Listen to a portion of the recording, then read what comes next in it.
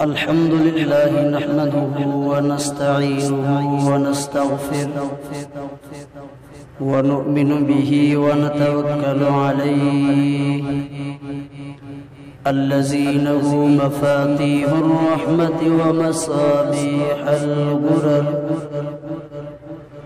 ونشهد أن لا إله إلا الله وحده لا شريك له قال الله تبارك وتعالى في القرآن المجيد والفرقان الحميد أعوذ بالله من الشيطان الرجيم بسم الله الرحمن الرحيم وما خلقت الجن والإنس إلا ليعبدون صدق الله العلي العظيم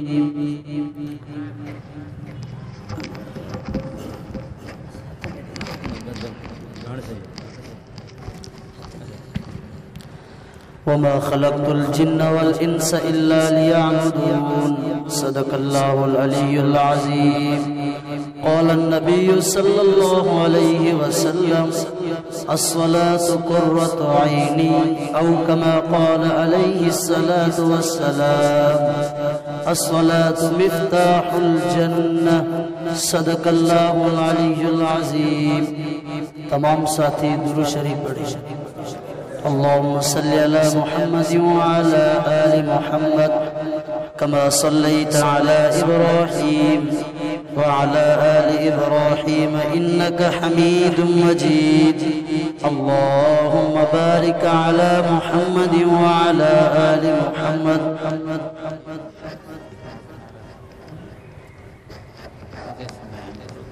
كما باركت على إبراهيم وعلى آل إبراهيم إنك حميد مجيد میرے محترم دوستوں بھائیوں اور بزرگوں اللہ تعالیٰ کے لاکھ لاکھ احسان جو اللہ تعالیٰ نے اس محلے کے کتنے بندے ہیں کتنے گاؤں ہیں اللہ تعالیٰ نے ہم کو اور آپ کو چنا ان بندوں سے ان گھروں سے کہ تم چلو مسجد میں اللہ کی بات ہو رہی ہے اللہ کا فرض ادا کرو اس کے بعد بیان سنو یہ اللہ تعالیٰ سعادت ہر کسی کو نہیں دیتا اپنے جو خاص بندے ہوتے ہیں اللہ تعالیٰ یہ سعادت اس کو دیتے ہیں تو میرے محترم دوستوں بھائیوں اور بزرگوں آپ نے علماء سے سنا ہے کہ اللہ کے حکم کے بغیر ایک پتا بھی نہیں ہلتا ہے لیکن ہم کتنے ہیں 5-6 فٹ کے بندے کتنا وزن ہے ہم اپنے مرضی سے یہاں نہیں آئے یہ اللہ کا حکم تھا یہ کیا تھا اللہ کا حکم تھا اللہ تعالی ہم سب کو یہ حاضری منظور اور مقبول عطا فرمائے اور میرے جو بات قرآن پاک کی ایک آیت پڑھی ہے خطبے میں ہم کو اور آپ سب کو اللہ تعالیٰ اس پر عمل کرنے کی توفیق عطا فرمائے اللہ تعالیٰ نے فرمایا کہ وَمَا خَلَقْتُ الْجِنَّ وَالْإِنسَ إِلَّا لِيَعْبُدُونَ یہ قرآن کی لفظی ترجمہ ہے کہ ہم نے انسانوں کو اور جنوں کو اپنی عبادت کے لیے پیدا کیا ہے کس چیز کے لیے بھائی وہ پیچھے والے نہیں بولتے میں جہاں بھی بیان کرتا ہوں ان سے بلواتا ہوں آدھی تقریر مجھے کرنی ہوگی آدھی آپ کو کرنی ہوگی اللہ تعالیٰ ہم انسانوں کے کس چیز کے لیے بنایا عبادت کے لیے وَمَا خَلَقْتُ الْجِنَّ وَالْإِنسَ إِلَّا لِيَعْبُدُونَ ہم نے انسانوں کو اور جنوں کو اپنی عبادت کے لیے پیدا کیا ہے جب انسان اپنی مرضی سے تو پیدا ہو نہیں سکتا اللہ نے انسان کو عبادت کے لیے پیدا کیا دنیا کے اندر تو انسان کا دنیا میں کوئی دوسرا کام نہیں ہو سکتا ایک میں چھوٹا سا مثال دے دوں اللہ تعالیٰ یہ تو انسان کو بنا دیا لیکن دنیا کے کاریگر کوئی تجربے کار کوئی بھی چیز بنائے مثال دیتا ہوں، کوئی کار بنائے یا کوئی موٹر سائیکل یا کوئی بس بنائے، اس کا مقصد کیا ہوتا ہے؟ کار کا مقصد یہ ہوتا ہے کہ یہ ٹیکسی چلے گی یا کوئی مالک خود سفر کرے گا اس میں، یہ کار بنانے کا مقصد ہے۔ کیا ہے؟ اگر کس بندے نے 1 کروڑ روپے میں ایک کار خرید لی، اس کو روزانہ صفحہ صاف کرتا ہے، وہ گھر میں بیٹھی کھڑی رہتی ہے، کیا اس کا فائدہ نہیں ملا نا؟ تو وہ جو جس نے یہ گاڑی بنائی وہ بھی کہے گا یار میں نے تو ان سے پیسے لے لیے لیکن یہ گاڑی پہ گھوم نہیں رہا ہے، کیا فائدہ، کیا اس کا؟ تو اس کے لیے اللہ تعالیٰ نے بھی انسان کو اپنی عبادت کے لیے دنیا میں بھیجا ہے۔ تمہارا دوسرا کام نہیں ہے، صرف اللہ کی عبادت کرو۔ اللہ نے قرآن پاک میں 4 قسم کھائی۔ کتنے قسم؟ 4۔ والتین والزیتون وطور سینین وہذا البلد الامین۔ آخر میں کیا فرمایا کہ لقد خلقنا الانسان فی احسن تقویم۔ اے انسان، میں نے تجھ کو خوبصورت بنایا دنیا میں۔ آپ نظر تو کرو، اللہ نے ہمیں سونے کے پانی سے نہیں بنایا، اللہ نے چاندی کے پانی سے نہیں بنایا، مشک اور عنبر یاقوت اور مرجان سے نہیں بنایا۔ یخرج من بین الصلب والترائب۔ اللہ نے گندے پانی سے بنایا ہے ہمیں۔ کون سا پانی؟ گندا پانی۔ ہمارے کپڑوں پہ وہ پانی لگتا ہے تو ہمیں نفرت ہوتی ہے، وہ کپڑا پلیت ہوتا ہے، ہم نہیں پاتے۔ اگر اللہ خیر کرے ایسا تو نہیں ہوتا ہے، کبھی کبھی ایسے کم بخت لوگ ہوتے ہیں جس کے جسم پر بھی وہ گندا پانی لگتا ہے تو اس کو نفرت کرتے ہیں ان پانی سے بھی، لیکن اللہ نے ان پانی سے انسان کو حسین بنایا۔ یہ اللہ کی قدرت ہے۔ کس کی قدرت ہے؟ اللہ کی قدرت ہے۔ اللہ نے ہمیں گندے پانی سے پیدا کیا ہے۔ ہم اپنے آپ کو پہچان نہیں سکے، ہم دوسروں کو کیا پہچانے؟ اپنے آپ کو ہم پہچان نہیں پائے۔ شیخ سعدی رحمت اللہ علیہ فرماتے تھے کہ انسان 2 دن کے اندر کسی کو پہچان لیتے ہیں باتوں سے کہ یہ فراڈی بندہ ہے، یہ دھوکے باز بندہ ہے، یہ اچھا بندہ ہے، باتوں سے پہچانتا ہے، لیکن ہم اپنے آپ کو پہچان نہیں سکے۔ ہم زنا کرتے ہیں، ہم شراب پیتے ہیں، ہم چوری کرتے ہیں، ہم وہ سود کھاتے ہیں۔ کیوں بھائی؟ ہمیں تو پتہ ہے اس کی سزا ہے۔ اگر کوئی شادی شدہ بندہ زنا کرے اس کو سنسار کرو، یہ اللہ کا حکم ہے اور اللہ کے رسول کا بھی حکم ہے، ہم سر عام آج زنا کرتے ہیں۔ ہم اپنے آپ کو نہیں پہچان سکے، ہمارا مقام تو بڑا ہے۔ لقد خلقنا الانسان فی احسن تقویم۔ اللہ نے اپنے بندوں کو حسین بنا کر دنیا میں بھیجا، لیکن اس حسینوں کا سردار محمد عربی صلی اللہ علیہ وسلم، ہم اس کے امتی ہیں۔ ہم کیا ہے اس کے ہم امتی ہیں۔ حضرت موسیٰ علیہ السلام نے دعا مانگی، اللہ جو نبی آخر میں آئے گا محمد مصطفیٰ صلی اللہ علیہ وسلم، مجھے نبی نہیں بناؤ، اس نبی کا امتی بناؤ۔ آپ کے ابو، آپ کے دادا نے بولا تھا کہ ہمیں مصطفیٰ کا امتی بناؤ، نہیں بولا تھا نا، پھر بھی اللہ نے بنا دیا۔ پھر ہم اس کی سنت کا خیال نہیں کرتے ہیں۔ یہ کیا ہے؟ داڑھی مبارک ہے، صلی اللہ علیہ وسلم کی سنت ہے، یہ اس کا باغ ہے۔ ہم داڑھی کٹواتے ہیں، کیا کرتے ہیں؟ داڑھی کٹواتے ہیں سیلون پر۔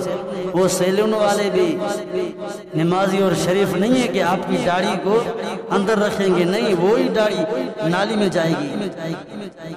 محمد مصطفیٰ کی سنت تو ہم ان سے تو پیار نہیں کرتے نا۔ ہمارے آقا علیہ الصلوۃ والسلام نے فرمایا کہ الصلاۃ قرۃ عینی، نماز نہ چھوڑنا، نماز میرے محمد صلی اللہ علیہ وسلم نے فرمایا کہ میرے آنکھوں کی ٹھنڈک ہے، نماز نہ چھوڑنا۔ آج ہمیں کچھ کوئی بھی موقع ملتا ہے تو ہم نماز کو چھوڑ دیتے ہیں، لیکن رحمت عالم صلی اللہ علیہ وسلم نے فرمایا کہ آپ کو پتہ ہوتا کہ اس نماز کا بڑا اجر ہے، اور پہلی صف میں کھڑا ہونا بڑا اجر ہے۔ آپ بیمار ہوتے، آپ کے اوپر سکرات ہوتی، آپ کے پاؤں دونوں کاٹ دیتے، پھر بھی آپ گھسیٹتے مسجد کی طرف آتے۔ تو میرے آقا علیہ الصلوۃ والسلام نے فرمایا الصلاۃ مفتاح الجنہ، نماز جنت کی کنجی ہے۔ پانی تو لے کے، نماز جنت کی کیا ہے؟ کنجی ہے۔ تو ہمارے پاس کیا ہے؟ آج ہم نماز نہیں پڑھتے۔ رحمت عالم نے فرمایا آپ کا بچہ 7 سال کا ہو، اس کو آرام سے پیار سے اس کو سمجھاؤ کہ آؤ نماز کی طرف، اپنے ساتھ لے آؤ اس کو۔ جب وہ 10 سال کا ہو جائے نماز نہ پڑھے، اس کے اوپر آپ سختی کرو۔ کیا یہ بات ہمیں ہے؟ ہم کرتے ہیں اپنے بچوں پہ اوپر سختی؟ اگر ہمارے بچے نماز پہ نہیں آئیں، 10 سال کے ہیں، ہم ان کے اوپر سختی نہیں کرتے، وہی بچے 15 سال کے ہوتے ہیں یا 12 سال کے یا 10 سال کے، اسکول نہیں جاتے ہیں تو ہم ان کو مارتے ہیں۔ کیوں؟ صاف ظاہر ہے کہ مسجد سے محبت نہیں، اسکول سے محبت ہے۔ ہم کہتے ہیں کہ آج ہمیں کامیابی مل جائے ہمیں کامیابی، لیکن طریقہ رحمت عالم صلی اللہ علیہ وسلم کا نہیں ہونا چاہیے، طریقہ ہونا چاہیے یہودی اور انگریز اور یورپ کا، ہمیں اور کامیابی بھی ملے۔ یہ ہو نہیں سکتا۔ تمام ساتھی درود شریف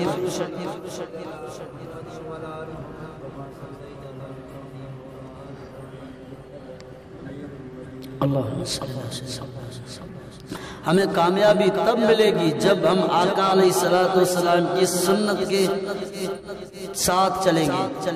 صحابہ اکرام کی جماعت تو آپ نے سنی ہوگی، اس کو اتنے مقام اللہ نے دیا کس وجہ سے؟ اولئک هم الصادقون، وہ سچے تھے۔ وہ کیا تھے؟ زور سے پیچھے والے نوجوان نہیں بول رہے، وہ سچے تھے اللہ سے اور اللہ کے رسول سے۔ آج ہم اپنے دوستوں سے ایسے سچے ہیں اور ہم اپنے مولویوں سے ایسے سچے ہیں کہ ان سے بات کرتے ہیں، باہر جا کے دوسری بات کرتے ہیں۔ یہ منافقت ہے، یہ دھوکہ ہے۔ تو اللہ نے فرمایا کہ میں جب صحابہ کی دلوں کا امتحان لیا، اولئک الذین امتحن اللہ قلوبہم للتقوی، اس کے اعمال نامے میں، اس کے پیپر میں صرف رزلٹ تقوی نکلی۔ تو اللہ نے فرمایا کہ رضی اللہ عنہم ورضوا عنہ خالدین فیہا ابدا، وہ جنت میں ہمیشہ رہیں گے۔ ہم کم سے کم ان کے نقش قدم چل جائیں۔ تو میرے محترم دوستو، یہ نماز جب آپ یہاں یہ دنیا چھوڑ جاؤ گے، پہلے پچھانا نماز کا ہوگا، پیلی۔ جب ملائک سوال کریں گے نا، کہیں گے آپ نماز پڑھتے تھے یا نہیں؟ اگر ہم نماز پڑھتے تھے کہیں گے ہم نماز پڑھیں گے۔ آپ کون ہو؟ دور ہو جاؤ، ابھی سورج ڈوبنے والا ہے، ہم اللہ کا فرض مطلب مغرب ہونے والی ہے، ابھی ہم اللہ کا فرض ادا کریں گے۔ آپ چلے جاؤ، کیوں آئے ہو ادھر؟ جو نمازی نیک صالح ہوگا وہ ایسا بولے گا، جو نمازی نہیں گا تو وہ کیا بولے گا؟ آخرت کے لیے سوچو۔ یہ دنیا ادھر ہو، یہ دنیا کی سنگار ہے، یہ بچے، یہ دنیا زینت ہے دنیا کی، بس دکھاوے، یہ مٹی میں مل جائے گی۔ منہا خلقناکم وفیہا نعیدکم ومنہا نخرجکم تارۃ اخری۔ اللہ نے فرمایا جب کوئی بندہ مر جائے تو سب سے پہلے اس کے ایک مٹی کی یہ ہاتھ بھر لو، منہا خلقناکم وفیہا نعیدکم ومنہا نخرجکم تارۃ اخری۔ اے بندہ تیرا اول اور آخری مقام یہ ہے، تو اس مٹی سے پیدا ہوا تھا، اس مٹی میں تو جا رہا ہے، اس مٹی سے تجھے اٹھائے گا۔ وہ اللہ کی ذات ہے۔ کس کی ذات ہے؟ اللہ کی ذات ہے۔ تو میرے محترم دوستو، میرے آقا علیہ السلام کے صحابہ کرام کی جماعت کتنی تبلیغ کی۔ ہمارے شکارپور محبوب کوٹ میں صحابہ کی قبریں ہیں، اور بکھر میں صحابہ کی قبریں ہیں، کئی پورے پاکستان میں قبریں ہیں۔ کیوں آئے تھے؟ وپار کے لیے، تجارت کے لیے، کس چیز کے لیے آئے تھے؟ کہ لنخرج العباد من عبادت العباد الى العبادت رب العباد۔ جو بھی بندے انسانوں کے اوپر سجدہ کرتے ہیں، ان کو سجدہ کرتے ہیں، ان کو ان سے نکال کر اللہ کا در دکھائیں۔ کس کا در دکھائیں؟ اللہ کا در دکھائیں۔ انہوں نے بھی تبلیغ کی۔ یہ 1,24,000 انبیاء کرام نے یہی دعوت دی کہ لا الہ الا اللہ۔ کیا فرمایا؟ لا الہ الا اللہ، لا الہ الا اللہ۔ ہر چیز اللہ سے ہوتی ہے، غیر اللہ سے کچھ بھی نہیں ہوتی ہے۔ اور میرے ایک ساتھی بتا رہا تھا کہ ایک جماعت جا رہی تھی،